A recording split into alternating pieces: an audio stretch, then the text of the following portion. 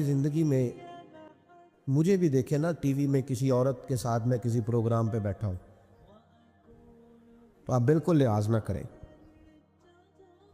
آپ بالکل وہ چینل بند کر دیں، ہمیں ضرورت ہی نہیں، میرے لیے کوئی مفتی دلیل نہیں ہے۔ تو عورت کے ساتھ بیٹھا ہے پروگرام میں نے تو وہ والا قرآن پڑھا جس میں اللہ کریم نے کہا عورتیں آ جائیں تو مرد نظریں نیچی کر لیں۔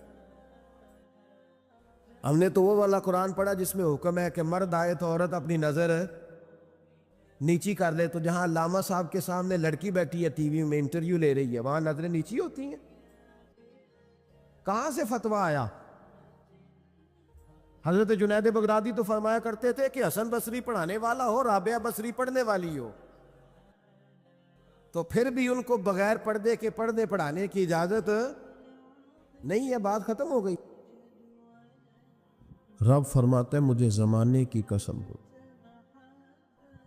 اللہ کو بھی قسم اٹھانے کی ضرورت، مالک کریم کو بھی کیا حاجت ہے کہ وہ قسم اٹھائے، لیکن تاکید کر کے بات ذہن میں اتارنے کے لیے۔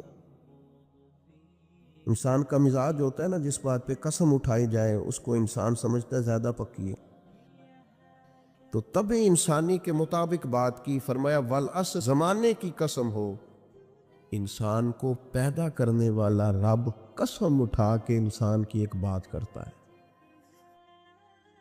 والعصر، مجھے قسم ہو زمانے کی، ان الانسان لفی خسر، انسان کو پیدا کرنے والا رب فرماتا ہے بے شک انسان خسارے میں، گھاٹے میں، نقصان میں۔ لوگ اس کو کہہ رہے ہیں بڑا سیٹ ہے، لوگ کہہ رہے ہیں بڑا کامیاب، یہ بھی کہہ رہے ہیں اللہ کا بڑا شکر ہے، لیکن پیدا کرنے والا رب، انسان کو بنانے والا، اس کو جاننے والا رب فرماتا ہے مجھے زمانے کی قسم ہو یہ نقصان میں ہے۔ اور خسارہ اس خسارے کو نہیں کہتے کہ لوگ کہتے ہیں میں نے کاروبار کیا تھا تو نفع نہیں ہوا، نقصان ہوا۔ خسارہ اس خسارے کو کہتے ہیں جو اصل مال بھی ضائع ہو جائے، راس المال بھی ضائع ہو جائے تو کہتے ہیں خسارہ ہوا، یعنی اس کے پاس جو تھا اس میں بھی یہ خسارے میں کیا؟ یا اللہ سارے خسارے میں ہے؟ فرمایا نہیں، الا الذین آمنوا، جن میں 4 صفتیں پائی جائیں وہ نہیں خسارے میں۔ ان میں پہلی صفت یہ ہے کہ الا الذین آمنوا، بے شک وہ لوگ جو ایمان لائے، مگر وہ لوگ جو ایمان لے آئے، جن کا ایمان مضبوط ہو، جن کا عقیدہ ہو کہ اللہ ہمارا رب ہے، وہی پیدا کرنے والا ہے، وہی رزق دینے والا ہے، اسی کی تقدیر کا غلبہ ہے، اب کریم ذرے ذرے کو جانتا ہے، اللہ تعالیٰ نے جس حال میں رکھا ہے یہی حال میرے لیے بہتر ہے۔ انسان محنت پوری کرے، نتیجہ اپنے رب پہ چھوڑ دے، اسباب سارے جمع کرے، بھروسہ اپنے اللہ تعالیٰ پہ کرے، عقائد کے لحاظ سے پختہ، اور پھر اس کا عقیدہ ہو کہ بعد از خدا بزرگ توئی قصہ مختصر، کائنات میں سب سے عرفہ والا، عظمتوں والے، شانوں والے، بلندیوں والے، رفتوں والے، کائنات کے امام، نبیوں کے امام، رسولوں کے امام، فرشتوں کے امام، محبوب مطلق اگر کوئی ہے تو جناب محمد رسول اللہ ہے صلی اللہ تعالی علیہ وسلم۔ سب سے اولا ہو اعلیٰ ہمارا نبی، سب سے بالا ہو اعلیٰ ہمارا نبی، اپنے مولا کا پیارا ہمارا نبی، اور دونوں عالم کا دھولا ہمارا نبی۔ نظریاتی پختگی حاصل ہو، عقائد پختہ ہو، ایمان میں عقائد پوری طرح داخل ہے، عقائد اہل سنت کا پابند ہو بندہ۔ پھر ایک اور بنیادی عقیدہ ہے، اسی ضمن میں سارے عقائد آ جاتے ہیں، فرشتوں پر بھی ایمان ہو، اللہ کے تمام انبیاء پر ایمان ہو، اچھی بری تقدیر پر ایمان ہو، لیکن ایک بنیادی عقیدہ جس کو عقیدہ آخرت کہا جاتا ہے، اس پر انسان کا ایمان ہونا بڑا ہی ضروری ہے۔ اگر آخرت پر ایمان کمزور ہو جائے تو دنیا میں جتنے بھی عمل ہم کرتے ہیں یہ سارے کمزور ہو جائیں۔ یہ جو لوگ ڈپریشن میں، ٹینشن میں، انزائٹی میں چلے جاتے ہیں اور ایک بات بار بار کرتے ہیں کہ میرے ہی ساتھ ایسا کیوں ہوتا ہے، آخر بڑی ہی کوشش کے بعد میں ہی ناکام کیوں رہ گیا؟ تو انہیں بتایا جائے گا کہ کامیابی پتہ کیا ہے؟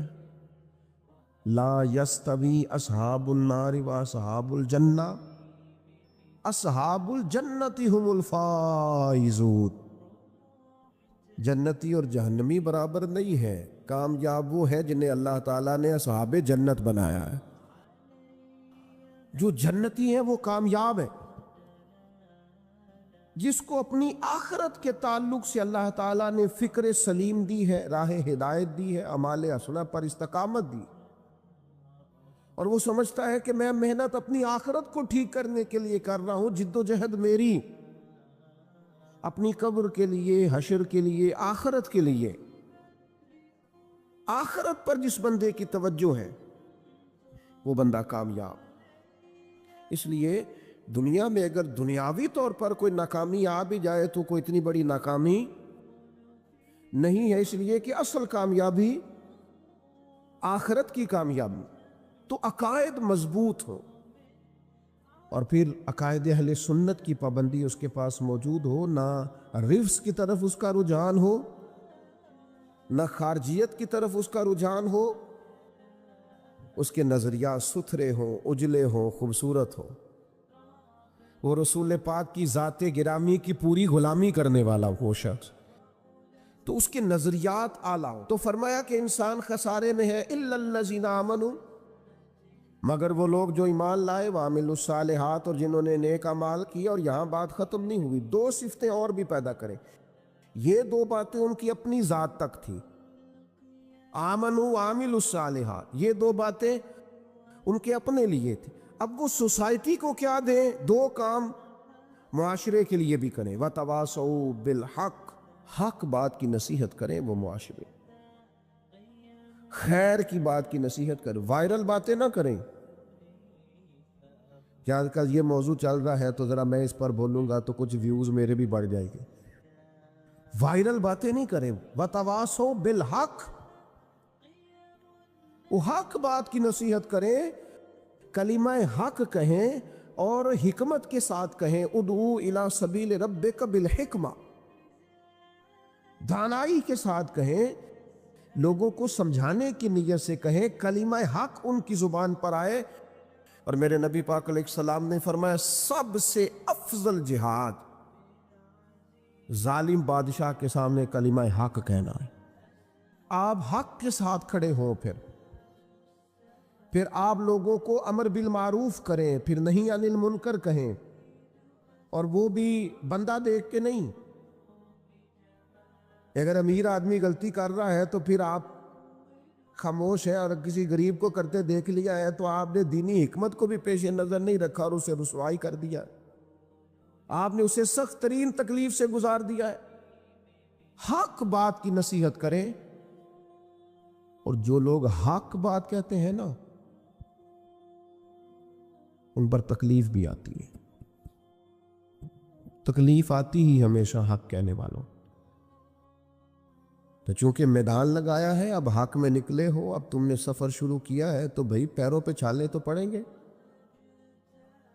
سفر کرو گے تو تھکاوٹ تو ہوگی، کوئی رستہ طے کرو گے تو گرد تو پڑے گی، اگر کسی سمت تیز دوڑو گے تو مخالف سمت سے ہوا تو تیز آئے گی۔ اب وہاں گھبرانا نہیں، کمزور نہیں پڑنا، تھکی باتیں نہیں کرنی۔ اب ایسا نہ ہو کہ تم نے معذرت خواہانہ رویہ اختیار کیا، وتواصوا بالحق وتواصوا بالصبر، وہ حق بات کی وصیت کرتے ہیں اور ایک دوسرے کو صبر کی تلقین کرتے ہیں۔ چار صفات پیدا کریں تو خسارے سے بچ سکتے ہیں۔ رب کریم نے فرمایا وَمَا الْحَيَاةُ الدُّنْيَا إِلَّا مَتَاعُ الْغُرُورِ، فرمایا یہ جو دنیا کی زندگی ہے یہ ساری دھوکہ ہے، نہیں ہے دنیا کی زندگی مگر ایک دھوکہ۔ دنیا بنانے والا خود فرما رہا،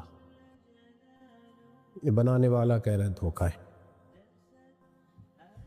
دنیا کو اللہ تعالیٰ نے عمل کی جگہ بنایا ہے، دار الاسباب بنایا ہے، نیکی کرنے بھیجا ہے، حقوق العباد ادا کرنے ہمیں بھیجا ہے، یہاں بیٹھ کر اپنی جنت کی تیاری کرنے کے لیے بھیجا ہے،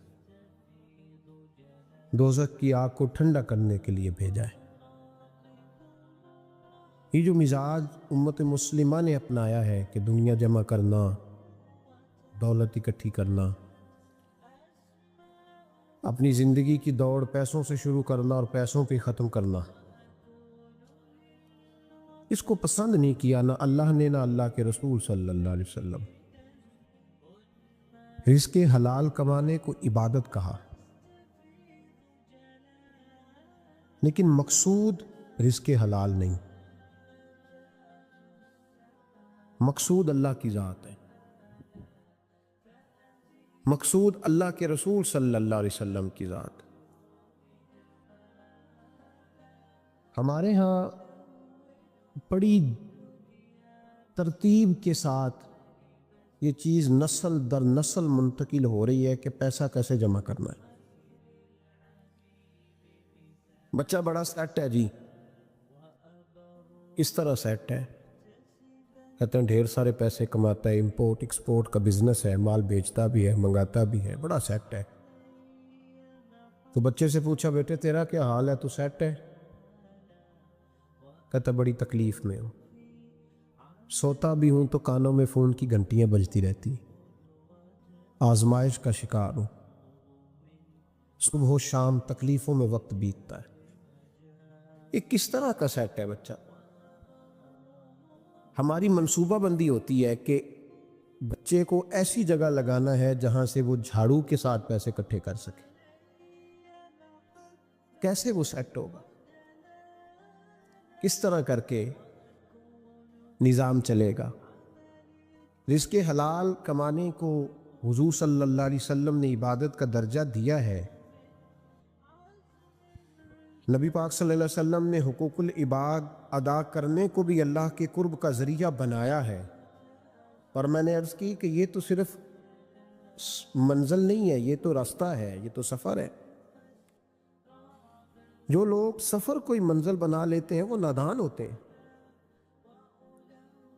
نبی کریم سید عالم صلی اللہ علیہ وسلم کی خدمت میں عرض کیا گیا کہ یا رسول اللہ صلی اللہ علیہ وسلم، کچھ لوگ کہتے ہیں ہم شادی نہیں کریں گے، گھر نہیں بسائیں گے، بچے نہیں پیدا کریں گے، ہم صرف عبادت کریں گے، دن کو روزہ رکھیں گے، رات کو نفل پڑھیں گے، کوئی نکاح نہیں کریں گے، کچھ نہیں کریں گے۔ تو نبی پاک صلی اللہ علیہ وسلم نے فرمایا ان سے کہو کہ تمہارے لیے بہترین زندگی وہ ہے جو میں نے تمہارے سامنے گزاری ہے۔ میں آرام بھی کرتا ہوں، نکاح بھی کرتا ہوں، عورتوں کا حق بھی ادا کرتا ہوں، میں اپنے بچوں کی دیکھ بھال بھی کرتا ہوں۔ فرمایا تم پر تمہارے خدا کا اگر حق ہے تو تمہارے نفس کا بھی تم پر حق ہے، تمہاری آنکھ کا بھی حق ہے، وہ آرام کرنا چاہتی۔ یہ ساری ترتیب ہمیں نبی پاک صلی اللہ علیہ وسلم نے دی، لیکن ہمیں فرمایا کہ مقصود تمہارا خدا ہے، مقصود تمہارے رب کی رضا ہے، تمہارے نبی پاک علیہ السلام کی غلامی تمہاری منزل ہے۔ اتنا لمبا چوڑا معاملہ جو فقط دنیا کا ہم نے بنا لیا ہے، اور پھر اس دنیا سے جو محبت ہے نا، وہ بیس جو ہے وہ دولت کی محبت ہے، رشتے دولت کے، ناطے دولت کے، تعلقات دولت کے، اسلام دعا دولت کی۔ میرے محبوب علیہ الصلوۃ والسلام نے فرمایا حب الدنیا رأست الکل خطیئہ، یہ جو دنیا کی محبت ہے نا، یہ ہر گناہ کی جڑ ہے۔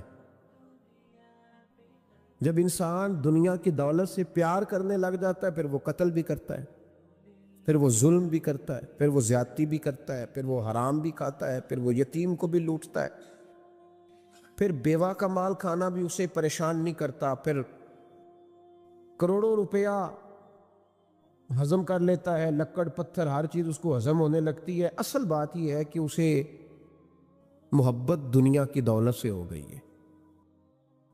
ایک بزرگ کے پاس ایک نوجوان آیا، اس نے کہا حضرت جی میرا نماز میں دل نہیں لگتا۔ تو بزرگ فرمانے لگے تیرا مسئلہ اصل یہ نہیں، تیرا مسئلہ اور ہے۔ نے کہا حضور سمجھا دیں۔ تو وہ فرمانے لگے کچھ بندے ایسے ہیں جو تمہیں ٹیلی فون کرتے ہیں اور تم ان کا فون نہیں اٹھاتے، اور کچھ ایسے ہیں جن کو تم دن میں خود 3 دفعہ فون کر کے حال پوچھتے ہو۔ حضور کیا مطلب؟ فرمانے لگے جس سے پیار نہیں نا، اس سے اظہار بیزاری ہے تو اس کا فون بجتا رہے تو کہتے ہیں میں تھا نہیں، میں موجود نہیں تھا، فون چارجنگ پہ تھا، گھر چھوڑ گیا تھا، بہانہ ہے۔ اور جس سے محبت ہے اس کو ٹیلی فون کر کے کہتے ہیں آپ پریشان تو نہیں ہوتے؟ بس میرا سلام لینے کو دل کر رہا تھا۔ فرمانے لگے کہ تیرا اصل مسئلہ یہ ہے کہ تو نے محبت نہیں کی اللہ رسول سے۔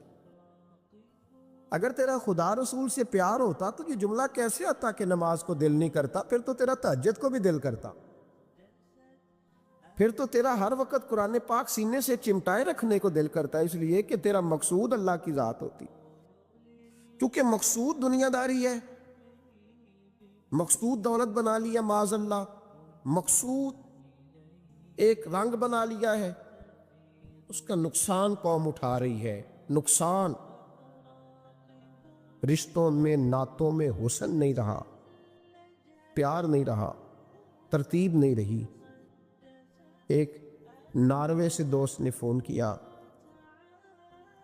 مجھے کہنے لگے آپ بڑی تقریریں کرتے ہیں، کوئی ہمارے حق میں بھی کر دو۔ تو میں نے کہا کہ آپ کو کیا ہے؟ کہنے لگے آپ پردیسیوں کی مجبوریاں نہیں سمجھتے۔ میں نے کہا کیا ہوا؟ کہنے لگے حضرت جی شکوہ ہے کہ ہمارے اپنے ہمیں جب بھی فون کرتے ہیں وہ یہ نہیں پوچھتے کہ شام کا کھانا کھایا ہے کہ نہیں کھایا، وہ کہتے ہیں شادی آ گئی ہے تو جلدی کرو، پیسے بھیج دو، فٹافٹ کرو۔ کہتے ہیں کبھی کسی نے ہم سے ہمارا حال ہی نہیں پوچھا، کبھی کسی نے یہ غور ہی نہیں کیا کہ وہ پردیس میں گیا ہے، اور انشاءاللہ پردیسی کوئی بھی نہ تھی وے ککھ جنا تو پارے تاڑی مار اڑا نہ باہو اسی آپ ہی اڈن ہارے۔ تو تیار بیٹھے ہیں، حال ہی کوئی نہیں پردیس میں۔ یہاں حال یہ ہے کہ جو فون کرتا ہے، ایک بزرگ کہنے لگے کہ 22-23 سال دیے ہیں پردیس کو، تو اپنی ہی بیوی کو فون کیا ہے کہ اب نہیں ہوتا، گھٹنوں میں درد رہتا ہے، کمر کمزور ہو گئی ہے، اب میرا دل کرتا ہے کھا رہا ہوں،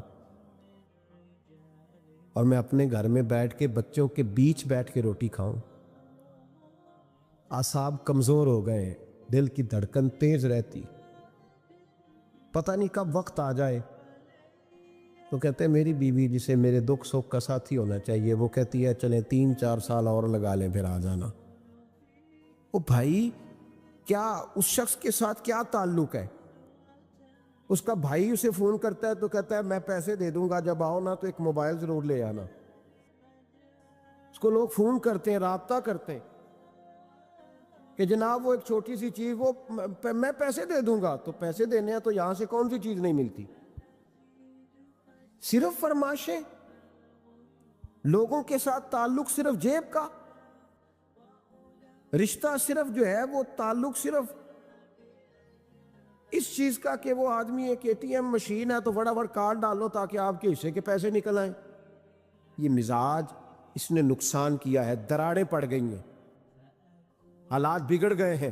میرے نبی کریم سید عالم صلی اللہ تعالی علیہ وسلم نے رشتوں کو جو وقار دیا، امام غزالی رحمۃ اللہ تعالی علیہ نے لکھا ہے مکاشفۃ القلوب میں، فرماتے ہیں کچھ لوگ قیامت کے قریب آئیں گے جن کے نبی پاک صلی اللہ علیہ وسلم نے نشاندہی کی ہے، ان کے پاس کوئی شخص نہ بیٹھے ورنہ اس کا دل کالا ہو جائے گا۔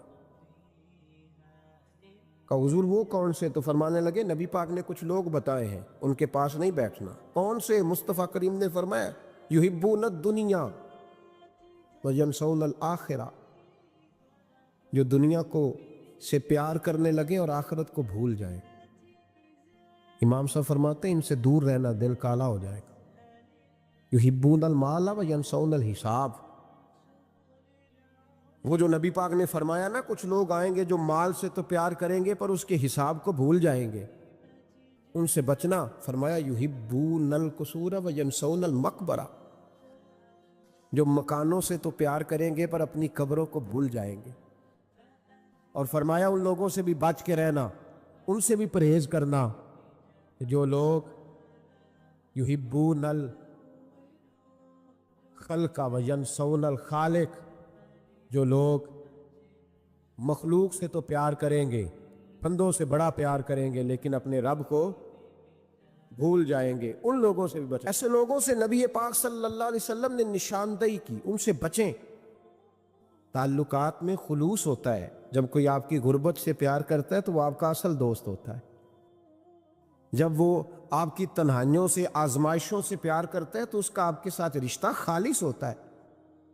جو آدمی دولت کو دیکھ کر پیار کرے اور دولت کو دیکھ کر آپ کے ساتھ وابستگی کا اظہار کرے تو اس شخص کا پیار سیدھا سیدھا میرے رسول پاک سید عالم صلی اللہ علیہ وسلم نے ہمیں استغنا کا حکم دیا ہے، بے نیازی کا۔ یہ دنیا داری میں الجھنا، دنیا کے بن کے جینا، دنیا کے ہو کے رہنا، آپ یقین کریں سارے رشتے، میں نے سعودی عرب میں پیر دیکھے، پیر مریدوں کی لسٹیں لے کے جاتے، ان کو ٹیلی فون ہوتا ہے، تمہارے پیر صاحب آ گئے، تم بھی پہنچ جاؤ، ٹھنڈی بوتلیں لے آنا آتی دفعہ، وہاں وزن اٹھایا نہیں جاتا واپسی پہ۔ ہمارے کئی سنگی ناراض ہو گئے، حضرت آپ آتے ہیں تو آپ بتاتے نہیں، تو میں کہتا ہوں یہاں بھی یہی کام کرنا ہے، ہم تو اپنے گناہوں کی معافی لینے آئے، تو ہم جس کام آئے ہمیں کرنے دو، کیوں الجھاتے ہو؟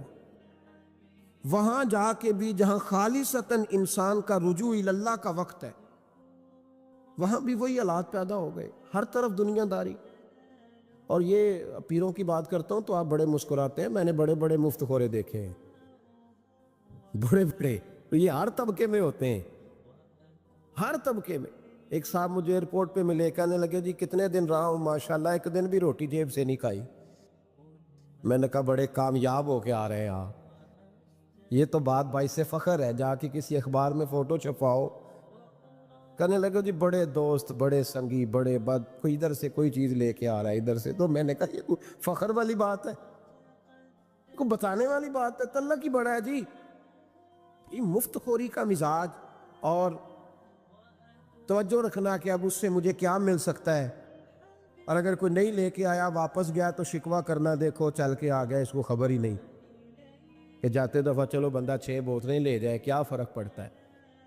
یہ کمزور ذہن ہے، یہ دنیا داری ہے، یہ نفس پرستی ہے، یہ پیسے کی غلامی ہے۔ میرے نبی پاک صلی اللہ علیہ وسلم نے فرمایا جو رب کے بندے ہوں گے ان کے قیامت کے دن چہرے چمک رہے ہوں گے۔ تو یا رسول اللہ صلی اللہ علیہ وسلم اس کے علاوہ بھی کچھ بندے ہیں؟ فرمایا لعن عبد الدنیا وعبد الدرہم، فرمایا کچھ دنیا کے بندے ہیں، کچھ درہم کے بندے ہیں، ترجمہ یوں کر لو کچھ ڈالروں کے بندے ہیں۔ یہ حدیث مشکات میں موجود ہے، ڈالر کے، ریال کے، لاکھ کے، کروڑ کے بندے۔ حضور وہ کون ہے؟ فرمایا لعن عبد الدنیا وعبد الدرہم، جو دنیا کا اور دولت کا بندہ بنے وہ لعنتی ہے، ملعون ہے۔ یہ خدا کا بندہ رہا ہی نہیں، یہ پیسوں کا بندہ بن گیا ہے، دولت کا بندہ بن گیا ہے، اس کا معیار بدل گیا۔ حضرت سالم بن عبداللہ بن عمر، حضرت عمر فاروق کے پوتے تھے، کعبے کا طواف کر رہے تھے، طواف مکمل ہوا، 8واں استلام کر کے مقام ابراہیم کے پاس نماز پڑھنے لگے تو خلیفہ وقت کا آ گیا، گورنر، السلام علیکم کے بعد اس نے فوراً بات چھیڑی، کہنے لگا حضور کوئی حکم ہو تو بتائیے گا۔ تو آپ کہنے لگے تو بڑا ہی بیوقوف ہے یار، تجھے کس نے گورنر بنایا؟ بڑا تو بیوقوف ہے، تجھے تو سلیقہ ہی نہیں بات کرنے کا۔ حضور کیا ہوا؟ فرمانے لگے خدا کے گھر میں آ کے اور کعبے کے سامنے کھڑے ہو کے میں بندوں سے سوال کروں، یہاں کے بھی بندوں سے مانگوں، تو بڑا ہی بیوقوف ہے۔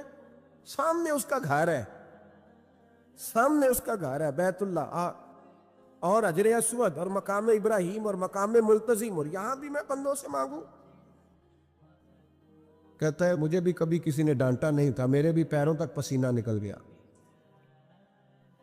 تو میں مسجد الحرام سے باہر نکل کے، یوں سمجھ لیں کہ جب لوگ باب عبدالعزیز سے یا باب فہد سے باہر آ جاتے، کہتے ہیں باہر نکل کے نا میں کھڑا ہو گیا، میں نے کہا چلو فارغ ہو کے آتے ہیں تو بات کرتا ہوں۔ حضرت فارغ ہو کے آئے، تو میں نے کہا حضور اب تو بیت اللہ سامنے نہیں، اب بھی کوئی سوال کرے؟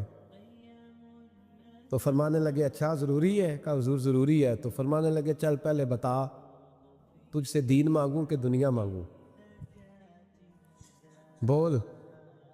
تو کہنے لگا حضور میرے پاس تو دنیا ہی ہے، دین تو آپ کے پاس ہے۔ جب یہ جواب دیا تو حضرت سالم چلنے لگے، اور چلتے چلتے فرمانے لگے جا اپنا کام کر، دنیا تو میں نے اس سے کبھی نہیں مانگی جس نے دنیا بنائی ہے۔